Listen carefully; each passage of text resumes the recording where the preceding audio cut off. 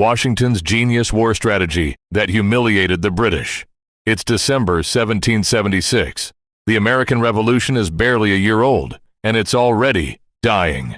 George Washington's Continental Army has been chased out of New York, driven across New Jersey like a herd of frightened cattle, and reduced from 20,000 men to barely 3,000. Freezing, starving, bleeding through their boots in the snow. The British newspapers are already printing victory celebrations. One London pamphlet calls the rebellion a dead ember. King George III is reportedly sleeping well for the first time in months. And here's the part that history books often skip right past. Washington's own generals are deserting him. His second-in-command, Charles Lee, writes a private letter describing Washington as damnably deficient. Congress is panicking.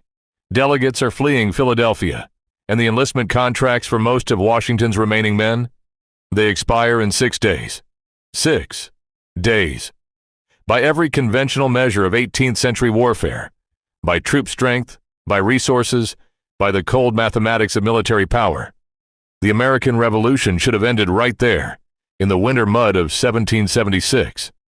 But it didn't, because George Washington was about to reveal a military genius that no one, not the British, not his own officers, not even history, has ever fully given him credit for. This is the story of how a Virginian farmer turned general outsmarted the most powerful military empire on earth. Not by matching them blow for blow, but by understanding something the British could never quite grasp. He didn't need to win the war. He just needed to make sure Britain lost it. The enemy Washington was actually fighting to understand Washington's strategy. You first have to understand what he was up against. And it was far more terrifying than muskets and redcoats. The British Army in 1776 was the finest professional military force in the world.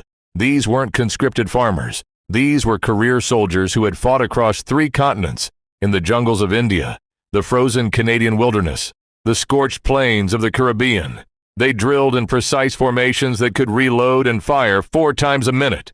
Their officers were educated at military academies. Their supply chains stretched across the Atlantic with ruthless efficiency. And their Navy, the Royal Navy, was simply unmatched. Over 300 warships, dozens of massive ships of the line carrying 60, 70, even 100 guns. The Royal Navy didn't just control the seas. They owned them. Against this, Washington had farmers, tradesmen, teenagers, men who showed up with hunting rifles and no shoes.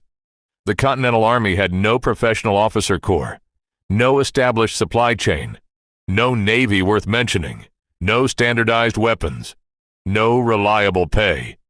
Soldiers were often sick, often drunk, often absent. Desertion was a constant plague, and unlike the British, who could rotate fresh troops in from a vast empire, Washington's men weren't replaced when they fell. They simply weren't there anymore. If Washington tried to fight the British the way the British wanted to be fought, open field, formal lines, volley and charge, it would be a massacre every single time. He knew this. What's remarkable is how quickly he accepted it, the strategy that everyone misunderstood. Most people, when they think about Washington's military strategy, picture heroic charges and dramatic battles. Crossing the Delaware, Valley Forge, Yorktown. But the real strategy, the one that actually won the war, was almost the opposite of heroism. It was patience, evasion, endurance. Washington called it, at various points, a war of posts or a war of attrition. His critics, and there were many, called it cowardice. The core idea was deceptively simple. Keep the army alive. That was it. That was the strategy. Not conquer territory. Not defeat the British in decisive battles. Just exist. Keep existing. Keep the Continental Army in the field, intact and functional, for as long as it took for Britain to give up. Washington understood something that no one else seemed to grasp. Britain wasn't fighting a military campaign. Britain was fighting a political one. Back in London, the war in America was deeply unpopular. It was expensive. It was distant. It was complicated. There was no clear endgame. British taxpayers were already exhausted from decades of imperial warfare. Opposition politicians in Parliament, men like Edmund Burke and Charles James Fox, were loudly calling the war unjust and unwinnable. The longer the war dragged on, the more it would cost. The more it cost, the more politically toxic it became. And the moment Britain decided the cost exceeded the benefit, the moment the political will in London finally collapsed, America would be free. Washington just had to not lose. That was the genius hiding in plain sight. Fabius the Delayer and the Roman ghost. Washington didn't invent this strategy. He borrowed it from a Roman general who had been dead for 2,000 years. Quintus Fabius Maximus, dictator of Rome, the man who earned the nickname Cunctator, the Delayer. In 218 BC, the Carthaginian general Hannibal had crossed the Alps and was tearing through Italy with an army Rome couldn't stop in open battle. Fabius's solution was radical for its time. Refuse to fight, harass, raid, cut supply lines, destroy foraging parties, retreat to the hills, never give Hannibal the decisive engagement he wanted. Rome hated this strategy. They called Fabius a coward. They elected new consuls who immediately charged Hannibal head-on and were slaughtered at the Battle of Cannae. 80,000 Romans dead in a single afternoon. Fabius was vindicated, and his name became synonymous with a particular kind of military wisdom. Sometimes, the most powerful move is to refuse to play your enemy's game. Washington knew this history. He was an avid reader, and Roman military history was a particular fascination. When his critics nicknamed him the American Fabius, they meant it as an insult. Washington wore it as a compliment. The art of the strategic retreat now. Here's where it gets genuinely remarkable. Because Washington didn't just theorize about Fabian strategy. He executed it with almost surgical precision across 8 years of war. The pattern became almost predictable to those who understood it. The British advance. Washington retreats. The British capture a city. Washington melts into the countryside. The British prepare a decisive battle. Washington declines and vanishes. New York City, 1776. The British land 32,000 men, the largest expeditionary force Britain had ever assembled. Washington loses the Battle of Long Island badly. He could stand and fight to the last man. Instead, he evacuates his entire army across the East River in a single night, under cover of fog, without the British knowing he was gone until morning. New Jersey, autumn 1776. Washington retreats across the entire state, burning bridges behind him, moving just fast enough to stay ahead of the British advance. His generals think he's lost his nerve. Washington is buying time. Philadelphia, 1777. The British capture the American capital. Washington fights at Brandywine and Germantown, not to hold the city, but to make the British pay a price. Then he retreats to Valley Forge. The British celebrate in Philadelphia drawing rooms. Washington spends the winter rebuilding. The British are always winning the battles. Washington doesn't seem to care, because he understands something about the British High Command that they don't understand about themselves. The British problem, winning without winning the British generals, particularly William Howe and later Henry Clinton, were not incompetent men. They were experienced, professional officers operating within the established logic of 18th century European warfare. And that was exactly their problem. In European warfare, the goal was to defeat the enemy's army in decisive battle, capture their capital, and impose terms. This model worked because European nations had fixed power structures. You beat the French army, take Paris, and France is defeated. America had no such center of gravity. There was no single city whose capture ended the war. Philadelphia fell, and Congress simply moved to York. New York fell, and the revolution continued in the countryside. The Continental Army could be chased out of any position, and it simply reappeared somewhere else. Worse, every time the British swept through an area, they seemed to create more rebels than they suppressed. Loyalist communities were terrorized by patriot militias. Patriot communities were terrorized by Hessian mercenaries who looted indiscriminately. Farms were burned. Livestock was stolen. Women were assaulted. British strategy, with its reliance on Hessian troops and loyalist paramilitaries, was systematically alienating the very American population it needed to win. Washington understood this too. He issued strict orders against plundering. He insisted on humane treatment of British prisoners. He cultivated the image of a disciplined, principled army, not because it was militarily convenient, but because it was the only way to maintain civilian support in a war that couldn't be won by armies alone. The British were winning militarily while losing politically. Washington was doing the reverse, the winter of despair, and the masterstroke. But let's go back to that December night in 1776, because this is where Washington does something that still astonishes military historians.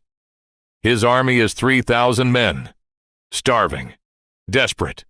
6 days until most of their enlistments expire. The conventional wisdom would be to find a defensive position and wait for spring. Preserve what's left. Survive. Washington does the opposite. He attacks. On the night of December 25th, Christmas night, when the Hessian garrison at Trenton, New Jersey is celebrating the holiday, Washington loads his exhausted army into boats and crosses the Delaware River. The river is choked with ice. It's below freezing. At least 2 men die of exposure before they even land. They march 9 miles through a blizzard in the dark. At 8 in the morning on December 26th, they hit the Hessian camp at Trenton like a thunderbolt. The entire engagement lasts 45 minutes. Nearly 1,000 Hessians are captured. Washington loses not a single man in combat. A week later, he does it again, this time attacking a British force at Princeton, routing them completely, then vanishing into the New Jersey hills before a furious Cornwallis can respond. These 2 engagements, Trenton and Princeton, are often called tactical victories, small-scale affairs. Compared to the massive set pieces of European warfare, they barely register, but their strategic and psychological impact was enormous. The revolution was resurrected overnight. Enlistments surged. France began paying closer attention. The British, who had been comfortably celebrating their inevitable victory, suddenly realized they were fighting a ghost. Every time they thought they had Washington cornered, he slipped away, and then appeared behind them. The militia, Washington's secret weapon. Here's something the Hollywood version of the revolution almost always gets wrong. Washington didn't win with the Continental Army alone. The Continental Army was the spine, the professional core that kept the revolution alive. But the flesh and muscle, that was the militia, state militias, local farmers and tradesmen who formed up when the British came near, harassed their flanks, cut their supply lines, ambushed their foragers, and then melted back into the countryside, were an absolutely critical element of Washington's strategy. Washington was initially frustrated with the militia. They were unreliable in pitched battle. They broke and ran. They served short enlistments and went home. He wrote scathing letters about their lack of discipline, but he was also smart enough to learn how to use them. The militia's role wasn't to stand in line and trade volleys with British regulars. Their role was to make the British countryside ungovernable, to make every British soldier outside a fortified garrison feel like a potential target, to stretch British logistics to the breaking point. Consider, the British Army in America needed to import much of its food and supplies from Britain, a voyage of 3,000 miles. Every foraging party sent out to supplement those supplies was a potential ambush. Every loyalist courier was a potential casualty. Every road through the countryside was a potential killing ground. By the middle of the war, a British soldier stationed in New Jersey couldn't safely walk to a well without an armed escort. This is what historians call the militia problem. And it drove British commanders absolutely mad, because there was no conventional military solution to it. You can't defeat an enemy that has no fixed positions, no recognizable military structure, and can disappear into the civilian population at will. Washington had turned the American landscape itself into a weapon. Valley Forge, the crucible. We need to stop here and talk about Valley Forge, because Valley Forge is the story that gets told the most, and in some ways, the one that gets understood the least. The winter of 1777-78, Washington's army, roughly 11,000 men, encamped in a frozen valley 20 miles northwest of Philadelphia. which the British are comfortably occupying and enjoying. The numbers at Valley Forge are staggering in their brutality. Nearly 2,500 men died there, not from battle, but from disease, exposure, and starvation. Typhus, dysentery, pneumonia. Men without shoes wrapped their feet in rags and left bloody footprints in the snow. Horses starved to death, and their carcasses froze in the roads. Washington wrote to Congress that he had not less than 2,898 men unfit for duty because they are barefoot and otherwise naked. Congress, preoccupied with Yorktown, the trap closes. By 1781, the strategic picture had fundamentally shifted. France had committed serious military assets to the American cause: troops, money, and critically, a powerful fleet under Admiral de Grasse. Spain was tying down British forces in the Caribbean and along the Gulf Coast. The British were overextended, fighting a global war on resources that couldn't sustain it. In the South, British General Cornwallis had spent 2 years chasing American forces under Nathaniel Greene, another brilliant practitioner of Fabian strategy, across the Carolinas. He'd won battle after battle. He'd lost the campaign. Greene's approach in the South was pure Washington. Never risk destruction in a decisive engagement. Force the British to exhaust themselves in endless pursuit, and strike whenever the odds were favorable. Cornwallis marched north into Virginia, frustrated and looking for a decisive action. Washington saw his moment. In a move of remarkable strategic boldness. The legacy. What Washington actually taught us. The Peace of Paris was signed in September 1783. Britain formally recognized American independence. And the question historians have wrestled with ever since is, how? How did a collection of loosely organized colonies with no professional army, no navy, no reliable government, no money, beat the most powerful military empire in the world? The answer is Washington. Not Washington the soldier, Washington the strategist.